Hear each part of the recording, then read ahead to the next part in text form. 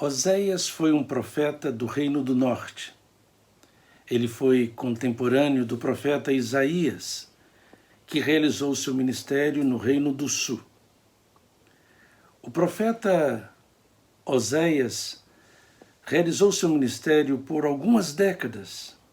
Possivelmente ele foi o último dos profetas no Reino do Norte a pregar antes da destruição do Reino do Norte pelo Império Assírio em 722 a.C. O profeta Oséias é considerado um profeta menor. Na verdade, há 12 profetas menores no Antigo Testamento. Eles são considerados profetas menores não por causa do seu valor, da sua importância, mas por causa do tamanho da obra deles, em comparação com o tamanho da obra do profeta Isaías, do profeta Jeremias e do profeta Ezequiel. Estes três são considerados como profetas maiores. Quando nós estudamos o Antigo Testamento, baseados no cano hebraico, nós descobrimos que estes 12 profetas menores, então, Terei Assar é como os judeus chamam os 12 profetas menores. E estes 12 profetas menores formam apenas um livro no cânon hebraico, são contados como apenas um livro. O profeta Oséias pode ser dividido em 3 partes. A primeira parte são os capítulos 1, 2 e 3, que falam da vida do profeta, do tempo que ele realizou o seu ministério profético, no período de reis no Reino do Sul e no Reino do Norte, com quem ele se casou, Gomer, os seus filhos e o casamento dele. E a segunda parte do livro vai do capítulo 4 até o capítulo 10, onde nós encontramos algumas palavras-chave muito importantes, como a palavra aliança, o pacto, o concerto. Nós encontramos a palavra conhecimento e nós encontramos também a palavra misericórdia. Essas 3 palavras são muito importantes no livro de Oséias como um todo e, em especial, nesta parte central do livro. E a última parte, nós encontramos Deus sendo apresentado como numa metáfora, numa figura de linguagem, como um pai ou como uma mãe cuidando de Israel, o seu filho. E nós temos então do capítulo 11 ao capítulo 14, a última parte do livro de Oséias. Na primeira parte, quando Deus é apresentado como o esposo apaixonado pelo seu povo, por Israel. É muito interessante como Oséias fala deste amor do Senhor pelo seu povo. Ele compara o Senhor como um marido que não dá o divórcio para o seu povo, para a sua esposa. Este marido é descrito como o próprio profeta Oséias, que casa com uma mulher infiel. Esta mulher dá ao profeta 3 filhos, e os nomes destes 3 filhos têm a ver com a história de Israel, os sentimentos de Deus para com seu povo naquele dado momento. O primeiro filho, o profeta chama de Israel, que significa semear, no sentido de espalhar. O povo de Deus seria espalhado. O segundo filho chama Lo Ruhamar, que significa sem misericórdia. Lo é não, Ruhamar significa então misericórdia. O Senhor não terá misericórdia do seu povo. E o terceiro filho chama-se Lo-Ami. Lo-Ami. Na verdade, o segundo filho é uma filha, é uma menina, na verdade.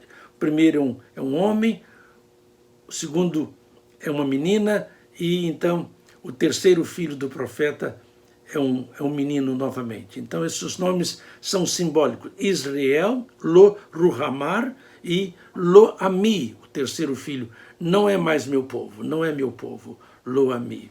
São muito interessantes esses nomes logo no capítulo 1, mas na verdade a história do relacionamento do profeta com a sua esposa, símbolos de Deus e do seu povo, essa história prossegue no capítulo 2 e no capítulo 3. Então, no capítulo 2 do profeta Oséias, nós encontramos o desenvolvimento dessa história, desse amor do profeta por sua esposa, esse amor que é um símbolo do amor de Deus para com o seu povo. No capítulo 2, do versículo 14 em diante, Deus diz, através do seu servo, do seu profeta, que ele vai falar ao coração do seu povo mais uma vez e vai casar com o seu povo, e esse casamento será eterno, nunca terá divórcio. No capítulo 3 de Oséias, a história do amor de Deus para com o seu povo prossegue. Oséias vai falando do seu amor por sua esposa e como ele vai no mercado de escravos e encontra sua esposa lá sendo vendida como escrava por causa da sua infidelidade, por causa das suas prostituições. E o profeta então vai e compra sua esposa mais uma vez e leva sua esposa para casa. Tudo isto apontando para o amor de Deus para com o seu povo, o que o Senhor é capaz de fazer em favor de seu povo. Na segunda parte do livro do profeta Oséias, nós encontramos o profeta falando sobre a infidelidade do povo de Deus, como o povo de Deus quebrou a aliança que tinha com o Senhor. Capítulo 8 fala sobre este assunto e o profeta fala da infidelidade do povo de Deus. A palavra berit é muito importante neste contexto de todo o Antigo Testamento, de toda a Bíblia. Essa palavra foi traduzida por diateike, para o grego, pela Septuaginta, e nós encontramos esta palavra nos lábios de Jesus, em Lucas capítulo 22, Jesus falando que vai fazer uma nova aliança, aquela aliança nova que foi prometida por Deus através do profeta Jeremias, em Jeremias capítulo 31, versículo 31. Mas não apenas o Senhor Jesus Cristo fala desta nova aliança em Lucas, mas nós encontramos o apóstolo Paulo falando sobre esta nova aliança na sua primeira carta aos Coríntios, capítulo 11. Encontramos Paulo também falando sobre esta nova aliança em 2 aos Coríntios, e nós encontramos sobre esta nova aliança também na carta aos Hebreus. Deus tem uma nova aliança com o seu povo. Esta nova aliança que nós encontramos no Novo Testamento é nova em termos de essência, em termos de qualidade, uma aliança feita no sangue de Jesus, o Filho de Deus, que foi anunciada pelo profeta Jeremias lá no Antigo Testamento e foi também falada por Ezequiel e muitos outros servos do Senhor no Antigo Testamento. Na verdade, todas as alianças do Antigo Testamento apontavam para a aliança feita por Jesus com seu sangue no Novo Testamento. Então, a parte central nós temos essa palavra muito importante, berit, traduzida por diateike para o grego. Uma outra palavra muito importante que nós temos nessa segunda parte do livro do profeta Oséias é a palavra conhecimento, é a palavra yadá. Esse conhecimento não é alguma coisa apenas cognitiva, é um conhecimento que vem da experiência. Não apenas conhecer sobre Deus, mas conhecer Deus através do relacionamento, da convivência com Ele. Diz-nos o texto, capítulo 4, por exemplo, versículo 1, que Israel não tem conhecimento do Senhor. Que desastre, que coisa triste. E versículo 6 diz que falta conhecimento. O povo do Senhor está sendo destruído porque lhe falta conhecimento. No capítulo 6 de Oséias, o profeta diz: conheçamos e prossigamos em conhecer ao Senhor. Iadá é o verbo que nós temos aqui no original. Este verbo que fala mais do que simplesmente um conhecimento produto da reflexão, mas de um conhecimento produto da experiência com Deus. Então, nós temos a palavra aliança, concerto, a palavra então berit, diateque, e a palavra então conhecimento.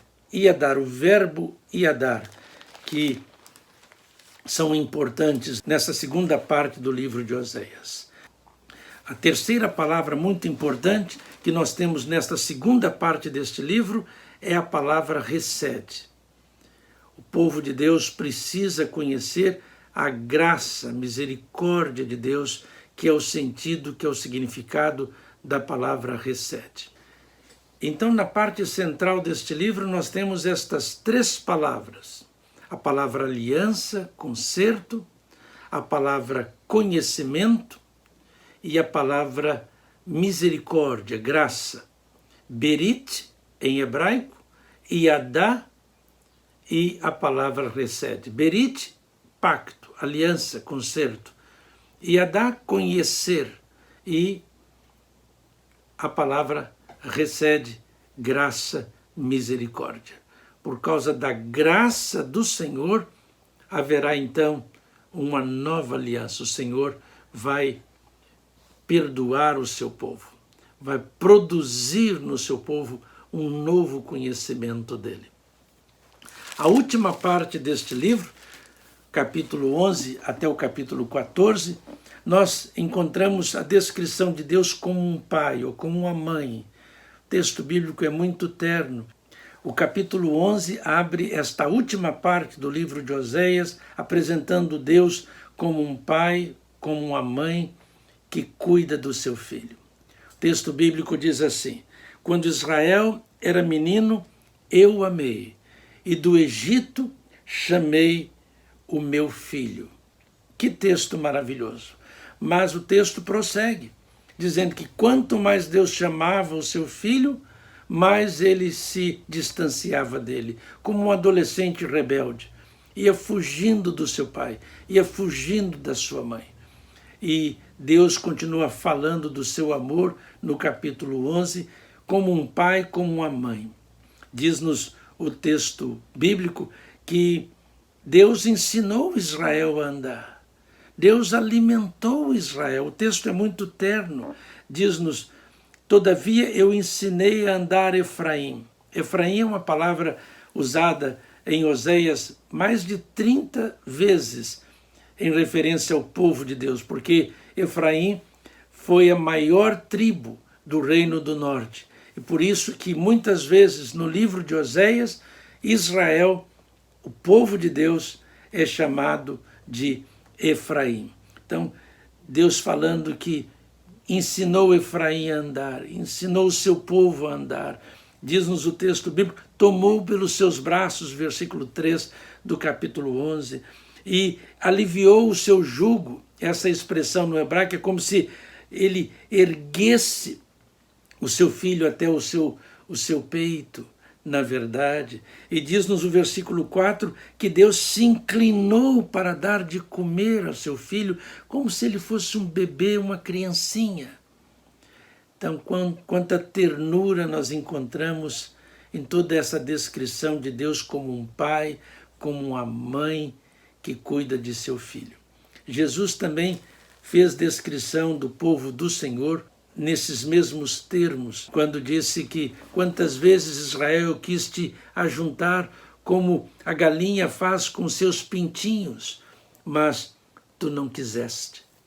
Então nós encontramos esta mesma ternura nos lábios de Jesus, e aqui está nos lábios do profeta Oséias, falando da ternura do Senhor em favor de seu povo.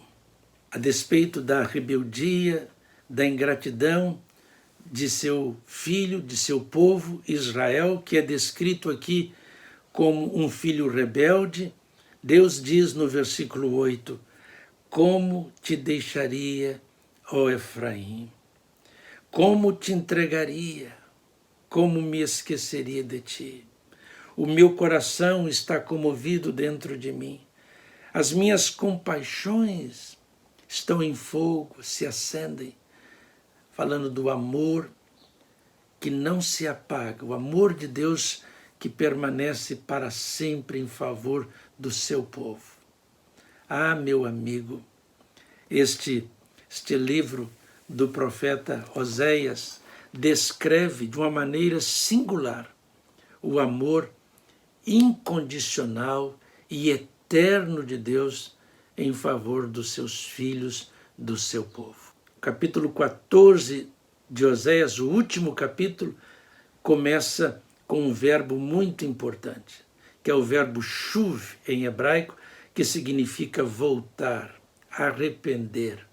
O texto bíblico diz assim: volta, ó Israel, para o Senhor teu Deus.